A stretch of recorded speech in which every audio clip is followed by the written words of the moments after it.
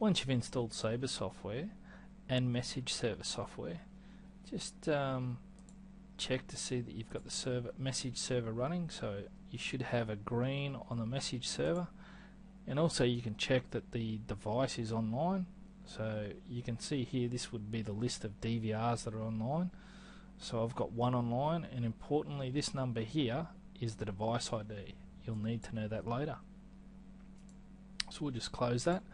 That one, the message server runs in the background, so you won't see that on your desktop or on your taskbar. We then run Ceiba software, and to get us started we need to import a vehicle and install it. So the very first thing we need to do is just check that the message server settings are correct. This needs to be the local IP address of the PC, which in this case you just set to 127.0.0.1, and make sure the port is set to 5556. So by default it's actually set to 5558, so that does need to be changed to 5556. So we will OK that. Two things you can do. First of all, I've got a group called Ness, but if I wanted to add a group, all I need to do is come down to this icon and I can add a group here.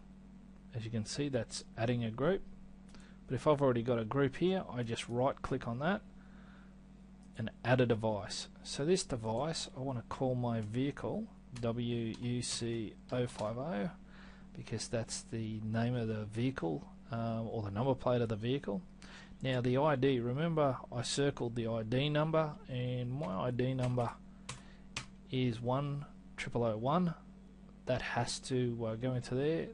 The transmit server, if you're using it from if that message server is on the PC that you're running, which most of the time it will be, it doesn't really matter what you put in here, but let's just put the IP address of my computer in here. We press OK, and that will allow us to see that vehicle. Now if that vehicle was offline, that would just be grayed out, and once it's online, once you're getting data coming back from the vehicle, you'll see it changes green like this. So all we then do is double click on it, and you can then open up the DVR and see all the recordings that are on there. So we could go to one day and it will pick up the data from that day.